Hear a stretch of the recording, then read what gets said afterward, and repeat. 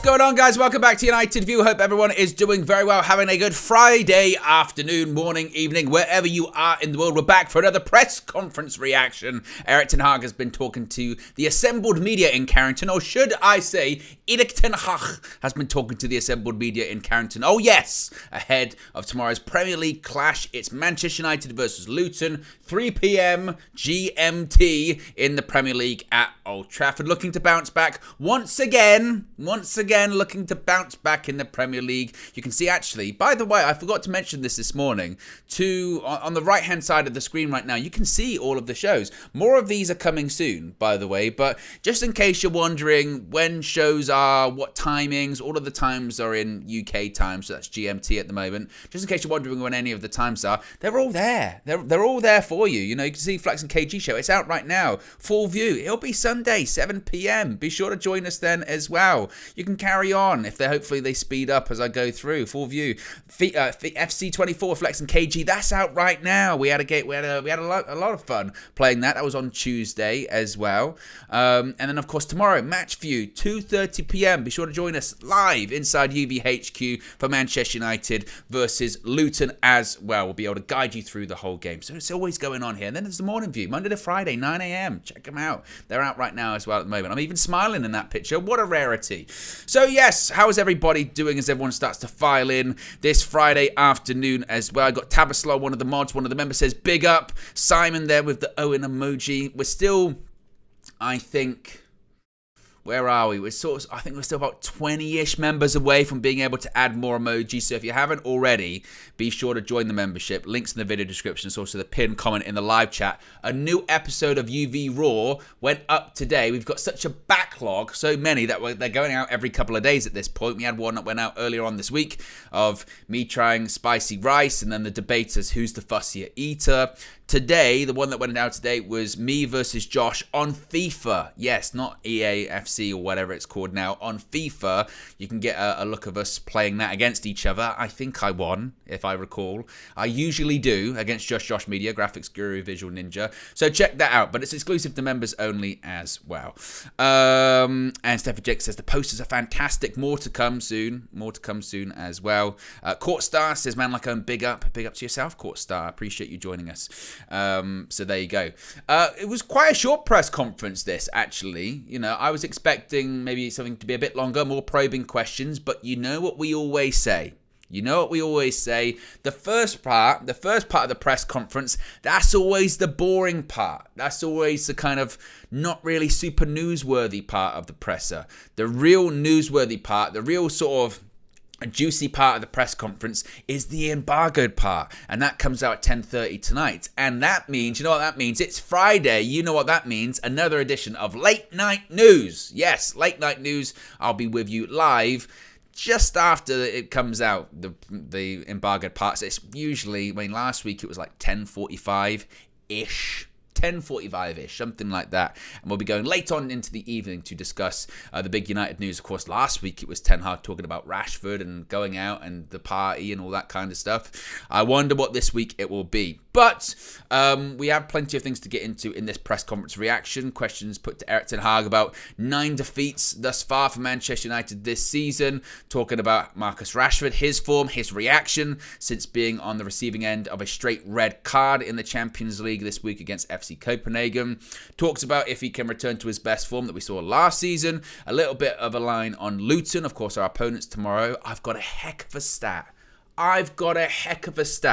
about us playing against Luton tomorrow. It's, honestly, we'll save it for later on. Obviously, I don't want to spoil it too early. We don't want to jump the gun a little bit here, but I've got a heck of a stat. It's phenomenal regarding playing against Luton at home. So a bit of a line on that. An injury update on Johnny Evans. Of course, he limped off with an injury against FC Copenhagen on Wednesday. Some interesting questions also about Mason Mount and his integration at Manchester United as well. So there's quite a bit to get into, despite it being a press conference that lasted, honestly, like 10 minutes. That would probably be overstating it a little bit. So there you go. First question, though, was about the defeats for Manchester United this season. 9 of them. And the question was by Simon Stone. It was, Erik, well, it's actually, usually the Simon Stone Erik can be a bit higher. Erik, you know,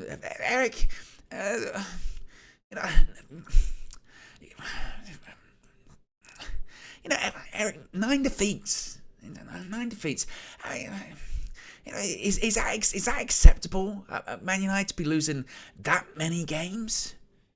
And big up Simon. I've never met him. I've never met him. But by all accounts, he's a very nice guy. And by all accounts, he doesn't talk like that. This is caricature. Yes. So I'll repeat that question without sounding like, I'm constipated or whatever. He said 9 defeats now. Is that acceptable for Manchester United to be losing that many games? And Erik ten Hag said, quote, "It's about the end result and we have to win every game. So we are very disappointed. Finally, it's about the end result and it's always about a process. Thinking about it and managing that process, which is what I want to focus on." So it's a very much meh answer, isn't it? I mean, it's one of those questions that you've got to ask, because you can't not go into... When you've lost as many games that Manchester United have lost this season, you can't not ask about, you've lost so many games, how on earth is that acceptable? But at the same time, what's the manager going to say? I know. No, it is. It's acceptable. Yeah, we don't mind losing these games. It's cool. Of course he's going to say, no, we want to win every game. And we're very disappointed that we've been losing games. It's about the end result.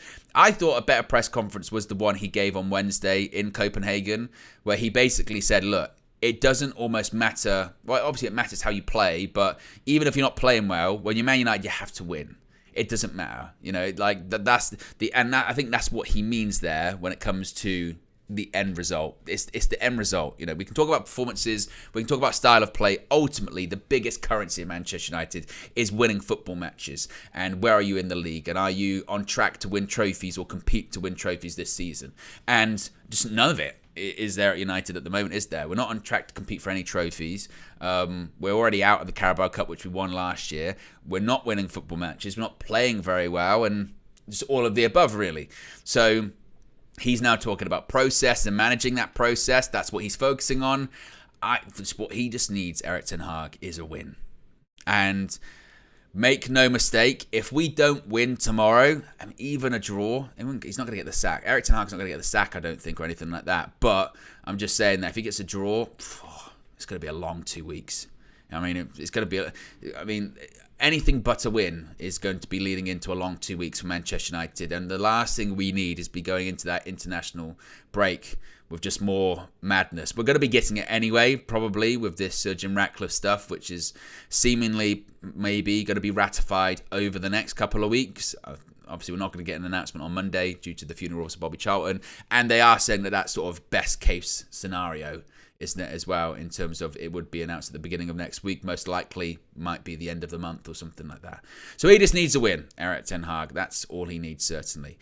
Now, this was probably a better question. I'm not going to do the impression again because, we'll be here for 3 hours. I could probably hold out that Simon Stone impression for way longer than I actually do it from. That might be the bit of the test, is how long can you do the Simon Stone impression without actually saying anything before people start to sort of tune out or start to stop watching. So the question was put to Ten Hag, do you trust this group of players? And the point was that you were 2-0 up against FC Copenhagen, away from home, Champions League, you're playing well. Something bad happens, obviously, but then that focus is lost. And this isn't the first time that has happened in terms of something bad happening to you in a game, some kind of adversity, something not going in your favour, whether it be a red card, whether it be a disallowed goal, whether it be a decision going against you, a penalty or whatever. And you have to react. And Simon Stone said it. It wasn't even really a question he put to Ten Hag. He just said, if you can't overcome those things, you won't get anywhere. No question. Just full stop. And Ten Hag kind of pushed back, saying, we have proved we can overcome big setbacks. Fulham and Brentford. Now, I don't see Fulham as overcoming a big setback, apart from we played terribly and we managed to win. Brentford, okay. We went 1-0 down and we came back later on. But in terms of proof, in terms of proof of like that's proof we can overcome and come back from stuff. I said before, I know there are examples you have to turn to and look to and say, look, you've done it there, so why can't you do it here? But the question from Simon Stone is incredibly valid. Now, in fairness, you would say to Erik ten Hag, it's not as if it's just an Erik ten Hag issue, because this has been a Manchester United issue for God knows how long, but particularly under Ten Hag's tenure, it's been a reoccurring factor, hasn't it? Is the only way, seemingly, apart from some very rare occasions, we can win football matches is by being completely perfect. Being completely perfect. No, that's all we can do. It's got to be linear. Everything goes our way. We win 1-0 or 2-0 or something like that.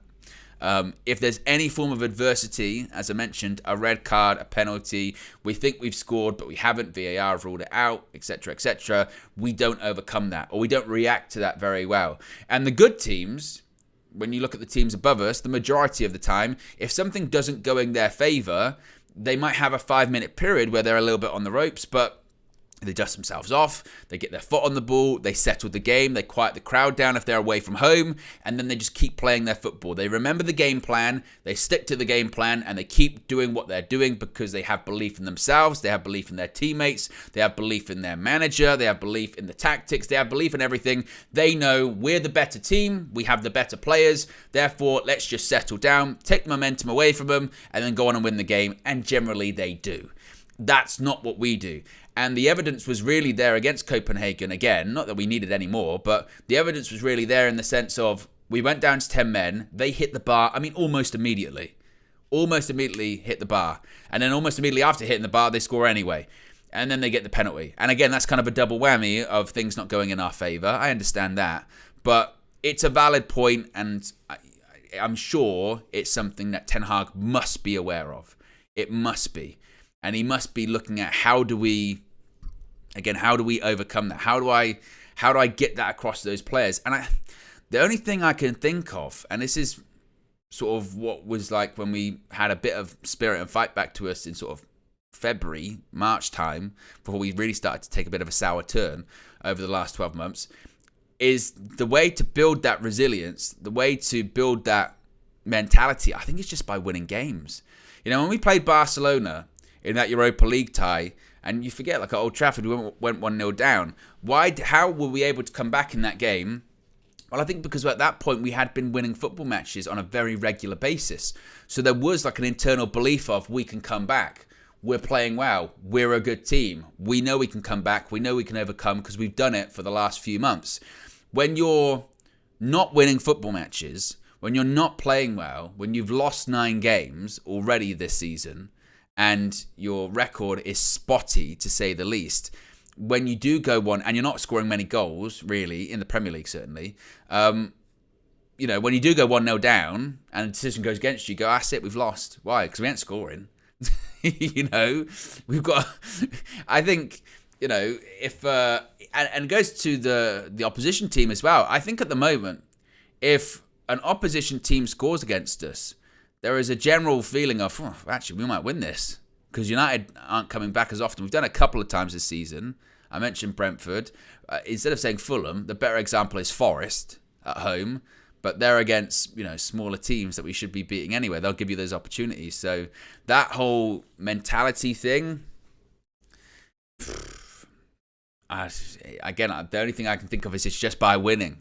It's by winning, because I don't even think you can talk about having leaders in the team or experience, because we've said before we've got a really experienced team. It's not as if Man United have a team full of kids who haven't played at a high level or haven't won things. Maybe not with United as often, but certainly in their careers we do. So that's. I'm almost certain that Ten Hag must be aware of that. He must. But heaven forbid we go 1-0 down tomorrow, because at least we know that if Luton do go 1-0 up, when they went 1-0 up against Liverpool, they still conceded, so we'll have chances. But that's where we're at the moment, realistically. Tabaslow says 3 o'clock GMT kickoff. Indeed, that is the kickoff tomorrow time, 3 p.m. It's not televised here in the UK because why have the Premier League based in England and not have everyone in England be able to watch it, right? Everywhere else in the world can, but we can't because that makes a lot of sense. And then the 3 p.m. blackout thing, I know I've said this a million times before, but I know they then talk about going, well, it's about, allowing people to go to games, because if all the games are on the telly, less would like to go to games. Get Premier League games sell out every single week anyway. That's what they do. And they talk about sort of, wow, it means more people go to non-league games and stuff like that. I don't even believe in that, to be honest, because if you're a Man United fan, right, and you can't watch Man United play, and you're in the UK, and you can't watch Man United play at 3 o'clock, why would you be more likely to go watch like non-league football at that time? And don't get me wrong, I'm saying, it's good to have people go watch non-league football and put money into grassroots and all that kind of stuff, but I just think it's an outdated principle. It's just such an outdated principle. And I don't think it's going to be changing for the next, 3 or 4 years or something like that, the 3 p.m. blackout. But it was one of those things that during the pandemic, when no fans were going to matches, suddenly you could watch every match, and you thought that they would keep it that way once fans started going back to matches, but they said no. So I really don't understand it. But there we are. Next question was about Marcus Rashford. Of course, he was the centre of headlines, as he always is, seemingly this season, but not for the right reasons, because he was sent off against FC Copenhagen on Wednesday. And the question was put to Ten Hag, how has Marcus Rashford been after that red card? Are you happy with his form? Is he happy with his form? And Ten Hag said, quote, he is not happy. We are not happy. He has high expectations from himself. At the moment, he is not in his best form, but I know he will be back. Now, he's backed Marcus Rashford however many times this season. He will continue to back Marcus Rashford. I kind of push back on those people that thought that Rashford was being punished against Fulham last weekend, because he wasn't. If he was fit, he would have played. Ten Hag said so himself. He travelled, did a late fitness test. He didn't pass, so he didn't play. He played on Wednesday. He started. Had he not been sent off, chances are he'd have probably played the entire 90 minutes of that game. And to be fair to him, look, he wasn't scintillating Marcus Rashford of his peak last season, but he was better on Wednesday. He was. And I still say I think he's unfortunate to be sent off. I know there are those people that go, it's a red card, it's a red card. Well, you tell me then, and this is my problem with all of this red card VAR bullshit. And my biggest problem has been, and this isn't a new thing, so there's Arsenal fans that go, yo, you were laughing at us about VAR, or Liverpool fans, you were laughing at us about VAR. No, Man United fans have been saying about VAR and refereeing decisions for the last 18 months, because last season, we got screwed over with a couple of really bad decisions. But this season, it's been on another level. And this has always been my problem with this. Whenever we get like a red card that's on the fringe, or you go, that's soft, or that's ridiculous, or whatever, whether it's Casemiro last season with the choke at Crystal Palace, whether it's Man City this season with the penalty that is ridiculously soft, whether it's Marcus Rashford on Wednesday, every single time it feels like either 24 hours later or 7 days later, not that long afterwards, you will see an incident that is near enough the same, and the opposite or a less severe punishment will be given. And lo and behold, it happened to us yesterday again with Marcus Rashford and his red card. We see Rashford get sent off, and you see those people saying, by the letter of the law, that's a red card. It should be a red card, don't complain. However, 24 hours later, you see a Liverpool player make near enough the same challenge, which again, I don't think's a red card, and he gets a booking. But when it's Manchester United, no, red card, send him off. VAR intervenes. Where is the consistency? Because before, when people were showing those other examples during the Rashford one, they were showing a lot of examples in the Premier League. There was one, I think Virgil van Dijk had done a tackle. There was a couple of other ones. And I didn't even really lean to those, because I said, well, that's the Premier League. We've already established at this point there is a different threshold with fouls, red cards, just anything, the letter of the law, in UEFA competition and Premier League competition. So I don't have too much of a problem with that. But when you see in a UEFA competition, 24 hours later, a near enough exact same incident, and it gets a different card, that's the problem. That's the problem with VAR. Because if it's just differences between referees and it's just human error, then you can go, look, nobody's perfect. But when you've got multiple looks at things, you've got multiple camera angles, you can slow things down, you can speed them up, you can compare, and you're getting different results, and you still have the same level of inconsistency that you would have without VAR, then what is the point of it? I thought the whole point of video assistant referees was to add some consistency and continuity into the application of the laws. But we're still not seeing that. If anything, as I mentioned, it's exactly the same as prior to VAR. The same mistakes are being made, but it's just even more baffling because you shouldn't be getting them wrong, and yet they still get them wrong. So for all of those people that were like, oh, it's a red card, stop moaning, stop complaining, where was that yesterday? Where was that? Or is that just, and then we're getting into interpretation of the laws? What are we getting into? Because it's the UEFA competition, it's the same tackle, it's a different result. Why? Tell me why. And it changed the game, absolutely changed the game. And now it's not just in the Premier League, it's also in UEFA competitions too. Stupid decisions that take the context out of it. We said this at the time. Yes, if you take the frame of Marcus Rashford with his boot on someone's ankle, it looks bad. But you remove any form of context from that situation. Of going, he didn't mean to make a tackle. He didn't even make a tackle. He's shielding the ball. The guy's foot happens to be there. Marcus Rashford has no clue. No clue. The guy's foot's there and he plants his foot there and it's on his ankle. Same thing happened yesterday. It's a yellow card. And that's the correct decision. Because you should say to the Liverpool player, which I don't know if he did, but you go, look, that is dangerous. I know you didn't mean it. I'm going to have to book you because you are endangering a player. You didn't mean to do it. And it isn't reckless play or anything like that. But you stomped on his ankle. That could have caused him damage. I'm going to have to book you. Be more careful. No, in the other game, he's trying to break his leg, get him off the pitch. It's nonsense. It absolutely is nonsense. It's a nonsense decision, and we've seen it time and time again. As I mentioned, the Casemiro one last season, a few days later or even during that game, you see the same thing, booking or no decision given. Even though the United fans said at the time, you see that every game, so why has he been sent off? Earlier this season, Manchester derby, the Højlund foul on Rodri, that happens in every single set piece you will see in the Premier League this season. You will see it a million times, and it's not given. And I don't have a problem. I really don't have a problem if you're saying that is a penalty, so it gets given more often than not. Don't have a problem with that. No issue whatsoever. But it's not. It's the inconsistency that bugs me.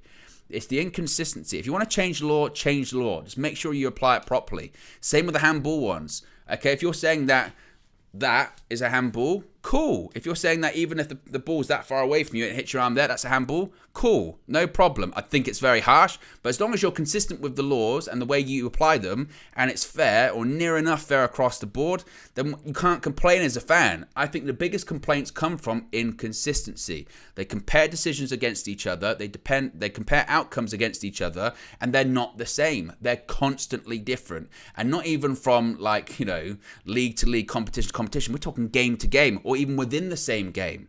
It is madness, absolute madness. And I wasn't a big fan of that whole scrap VAR, but at this point I am, because I don't actually see any benefit. I don't see any benefit of what it's doing. What is it improving? It's exactly the same as pre-VAR, in that we go, human error, referees are shit. So that's where we're at. It's still the same. Just get it to the point where you've got automated offsides, get rid of the VAR stuff, done. Speed the game up, that's it. Because I think the automated offside thing, I do think there's merit in that. I don't like the referees drawing the lines on there because I don't trust the lines, I don't trust the refs. Trust technology. That's all I trust at this point. Ridiculous. As far as Rashford's form, when he says he's not in his best form, but I know he'll be back, this was expanded upon. The question was put to Ten Hag, how confident are you that we'll see the best of him? Ten Hag said, in this moment, he's not in his best form, but I know he will be back. When the team is playing better, he will play better. He will score goals. I'm confident of that. So yeah. Also this season, he will improve and score. He's totally in the team and aware of everything. He will be back on track, and it can happen very quickly. Sometimes you only need one game. I'm sure he will get there. The thing is with Marcus Rashford, this season, is obviously he is so, again, horrifically out of form. He's been playing so poorly. He was included in the England squad, and I have almost no doubts that he'll play better for England. Because that just apparently is par for the course with United players in international squads. They struggle first and then they go on international duty and they're all right. So I don't even doubt that he'll probably do all right for England. As I mentioned, on Wednesday, I kind of sympathise for him because again, I didn't think it was a red card, and also I thought he was playing okay. He was playing on the right, which again, I'm not totally opposed to having him and Garnacho on the pitch. He's offering more on the right than Antony certainly has, and that bar's very, very low at the moment. But I thought he did okay. He played his part for the first goal. And look, as the game went on, and again, had he not been sent off, we were cruising, we were comfortable, he'd have probably got chances, and maybe that would have been the perfect moment for him. So he'll start tomorrow again. I realistically don't see a massive amount of changes from that starting 11 because Ten Hag has kind of pleaded for consistency in his team. Obviously, we know that Johnny Evans will be out. We'll talk about that in just a second. But I wouldn't be surprised to see the same front three of Garnacho, Højlund and Rashford because it did work. For that first 40 minutes that Rashford was on the pitch for, that did work. We scored 2 goals. We looked dangerous on the counter-attack. So I don't really expect to see any changes from that aspect. So he'll start tomorrow and hopefully he can get a goal tomorrow. Like I said, I know that we've been talking this season about his poor form and him playing really badly, and he has. Make no mistake about it, he's been poor, and he's been actually poor predating this season. He was poor towards the end of last season. But if you're talking about the right-hand side, would you rather have him or Antony? I'd rather have Rashford there at the moment. Rather have Rashford there, Garnacho play on the left, and let's get some continuity going between the front three as well as we get into the international break. I certainly hope so. Where are we at as well? Barry says terrible impersonation. Is that referring to Simon Stone? I'm not an impressionist. I'm no flex. I'm no flex. Court Star says call it at Owen. Someone said before that I need more Lee Judges sound bites. So if someone wants to tell me ones to actually go and seek out, I can. At the moment we've only got done okay. And then we got the reckless one, but that's the only ones we got. I'm in a bit of a Lee Judges mood. So if we've got any more, let me know in the chat. Let me know in the comments section below afterwards, and we can go seek them out. Luton, now they got a point against Liverpool at the weekend, and they played pretty well actually. Was it Monday? When did we play? It was Monday. It was Monday, wasn't it? I think it was Monday. Doesn't matter. They got a point against Liverpool. No, it was Sunday. It was definitely Sunday. Luton got a point against Liverpool. What are thoughts on them and their performances this season? And Ten Hag said, quote, I think they had some good performances and results. We're aware of that, and there's no easy game in the Premier League. You must be at your best, and you have to be 100% focused to win. Now, this stat, and this is a stat that worries me. It should be a stat that you suppose that fills you with confidence, but this is a terrifying stat. So I was doing my research ahead of tomorrow's game. And it said, since losing their first ever home game against Luton in 1897, Manchester United have now won their last 18 against the Hatters, a run stretching back to 1899. In English Football League history, only Everton versus Fulham, 22 between 1961 and 2018, and Coventry against Norwich, 19 between 1937 and 1979, have had a longer winning home runs against a side. So the last time Luton beat us at home, and we weren't even called Manchester United at that point, we were Newton Heath, was 1897. So if we lose tomorrow, it'll be the first time since Luton have beat us at home since the 1800s. Oh. It just can't happen. I mean, when it goes back that far, it just can't happen. It can't. Not only have we not lost to Luton in the 20th and 21st century. On top of that, Luton have never technically beaten Manchester United at home. They've beaten Newton Heath at home. Yeah, so that is, just a horrific stat. Horrific. When I saw that, 1897, the last time Luton beat us at home. That is. I know Ten Hag said errors come to end. That one cannot. It just cannot. That cannot happen. So, oh my God. Very, very worried, that one. Very. Let's move on. I don't want to dwell on it that much, that one. But that's the stats that we're dealing with for tomorrow. Johnny Evans. Now, Johnny Evans obviously hobbled off against FC Copenhagen on Wednesday in the Champions League in Denmark. The question was put to Ten Hag, is he going to be available for tomorrow? Ten Hag said, we don't have in this moment a full assessment. That's still ongoing. But tomorrow he is out. As far as international duty for Northern Ireland, Ten Hag said, quote, I can't say if he'll go away with Northern Ireland as we don't have the fully finished assessment. So Johnny Evans is out. I mean, and that means what? I mean, it's 2023, and there are questions in the press conference. You know, is Johnny Evans available tomorrow? Because basically meaning that if Johnny Evans was available for tomorrow, he'd play. He'd be playing. He'd be starting left centre back most likely, because that's the centre back pairing that's been playing recently. So you're then left with three. You've got Maguire, Varane, and Lindelof. And let's be honest, realistically, it's going to be Harry Maguire and Victor Lindelof. That is going to be the centre-back pairing. So let's not act all surprised, because this is what annoys me sometimes. When we know what's going to happen in terms of the team lineup. This is what used to happen with McTominay and Fred, right? McTominay and Fred under Ole Gunnar Solskjaer. And I wasn't a big fan, like everyone. No one was a big fan of that combination, the McFred combination at midfield. But I used to roll my eyes every Saturday or Sunday or midweek when the team news would come out, and then people would be aghast that McTominay and Fred had started in midfield. They were playing every week. they were playing it. They were playing it every week. So it's not surprising. So same thing tomorrow. It's got to the point where if it's Varane and Maguire, that will be surprising. If it's Varane and Lindelof, that will probably be surprising, realistically. I think the least surprising combination at this point is Maguire and Lindelof. So you're saying, Owen, that's the one you would prefer?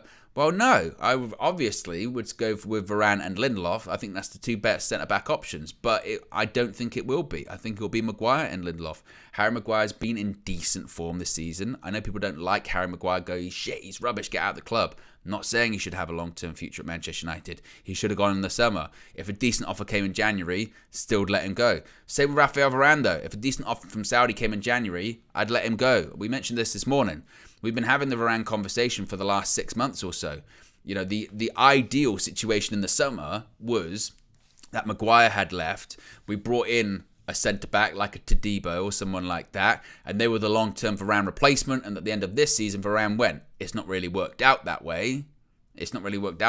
But I think we still hopefully are going to get to that end destination, hopefully at the end of next season, at the end of this season, rather.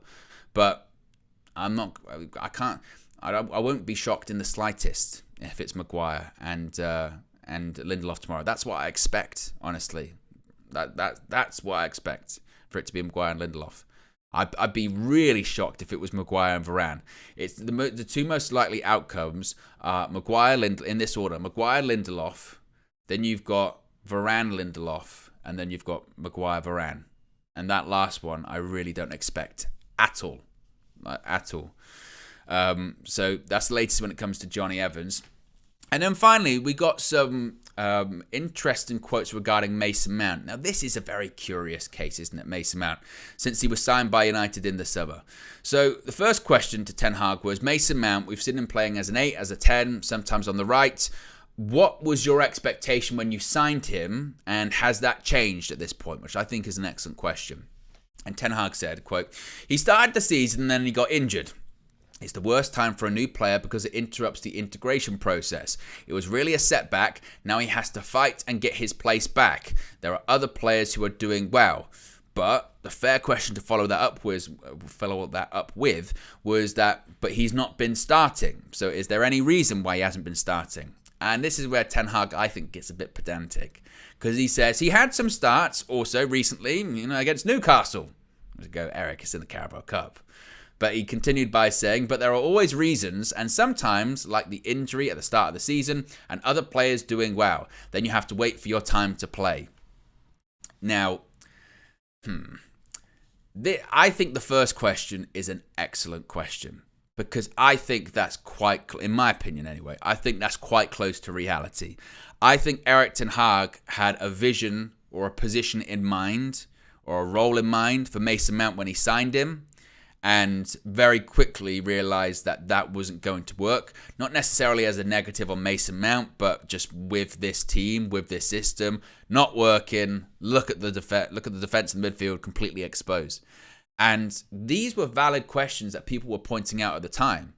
People were pointing out when we signed Mason Mount, like, what's the plan? Like, what's the plan? Where does he fit? That seems a bit strange. Have you got him to be like a Frankie de Jong as a 6? Because I don't see Mason Mount being as a 6. Have you got him to be an 8?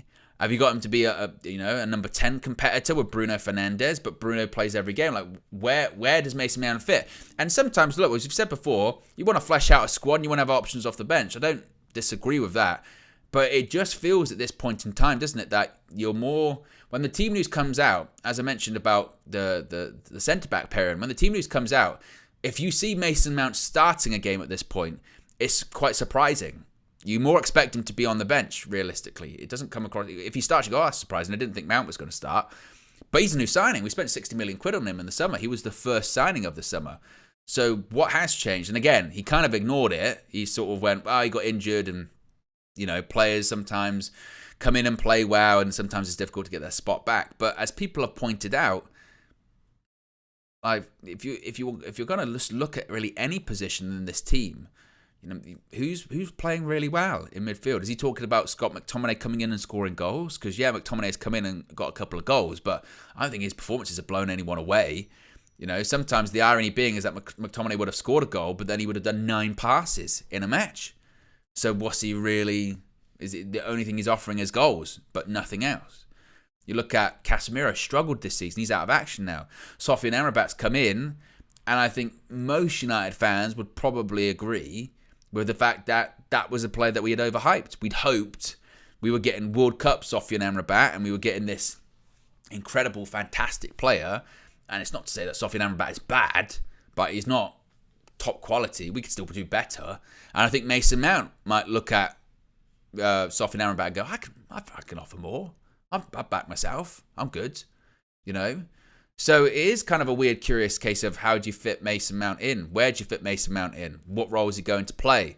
And I know sometimes Ten Hag can be a stickler for consistency, and he can be a stickler for continuity. He has said it himself, and this was kind of the point I've been hammering home the last couple of weeks, is that if Erik ten Hag has the ability to play the same starting 11 every week, he'll do it. Because that's how he believes you get the best performances. By playing the same starting 11, a consistent starting 11, consistent defence, consistent midfield, consistent attack. That's how he believes the routines constantly get worked on. There's continuity, they play better, they understand each other, and you get the best performances. And he's not a million miles off in that assumption, I think. Because we saw that against Copenhagen in the first 40 minutes. We played our best football of the season with largely the same team that played against Fulham. But is it always a team that's filled with the best players? No. And maybe he's like, well, we picked up some results, but we're not even picking up results that consistently enough to be like, Mason Mount can't come back in.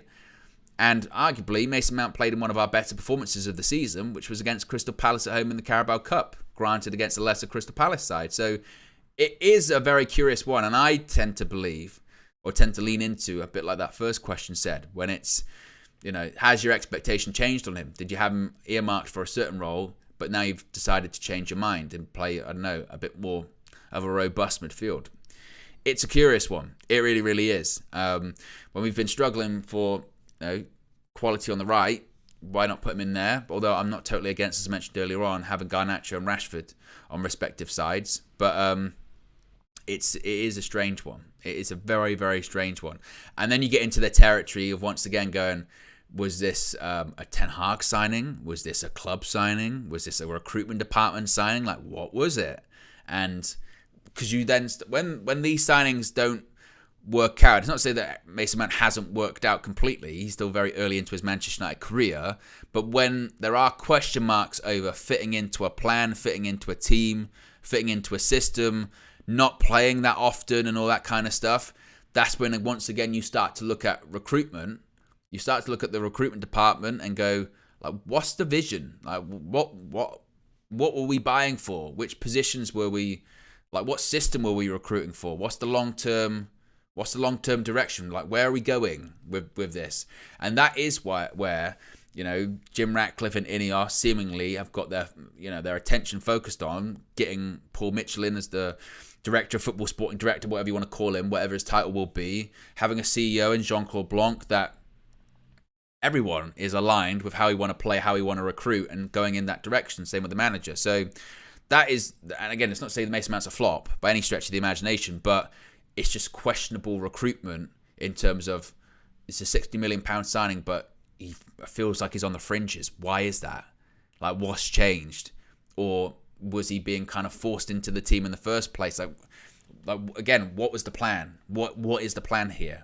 And you can say that about a lot of things with United, can't you? You can say that with recruitment.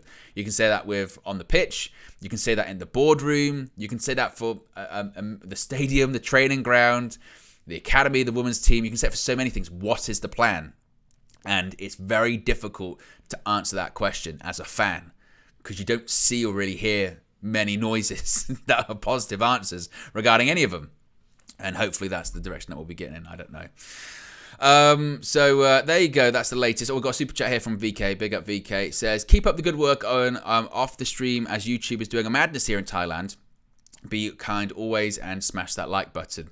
YouTube, been a bit of a weird one in recent weeks. I know that lots of people sort of locally where they are have been having problems. Like it's not been a like a YouTube-wide thing in certain, just across the board in every single country. But I have noticed over the last few weeks that we had it during the Manchester derby. I think it was like limited to Europe, although I did see some people in America that were having it where there was a lot of buffering. There's been a lot of buffering issues, and in certain countries, people have been having a lot of problems with YouTube. So I don't know why that is, but I appreciate you all, despite it all being crazy and despite it sometimes being difficult to watch, sticking by and tuning in, clicking the like button, subscribing, getting involved with the comments and all that kind of stuff as well. So really appreciate that. A couple of comments before we wrap things up here. Ashley Williams says, I think Erik ten Hag forgot he signed Mount. We've got here's one from one of our members, says, it was free Donny for years. The fact that no one is saying free Mount is showing there's no expectation that he will do anything. I remember the Donny stuff. I mean, I remember saying with the Donny van der Beek stuff and being called a Donny hater, got the Donny agenda. I mean, are you still at United? Which is incredible. Like, honestly, I don't get it at all. Clark says, is this live? I'm pretty sure I saw this last week and the week before. That's kind of... It's the same questions, isn't it? It's the same questions in the press conferences. And the thing is, when you ask the same questions, you're going to get the same responses as well, aren't you? But as I've said, a lot of the time, the best part of the press conferences is the embargoed part. That's coming on. That'll be released this evening, 10:30. So I will be live, late night United news at 10:45-ish. So we'll be live chatting up there as well. But there you go, guys. It's the press conference reaction. Be sure to smash the like on the like button. Be sure to subscribe, bottom right-hand corner. Coming up this evening, there's going to be another United therapy. Yes, Flex Navalino breaking thing. Another appointment. It was needed. After a great first session last week, it needed another bit of United therapy. So that's coming on this evening, 6 p.m. Then, as I mentioned, I'll be live 10:45 with some late night United news. And here's hoping it's some positive stuff, positive news, positive information. I'm out of it. Have a good one. Peace.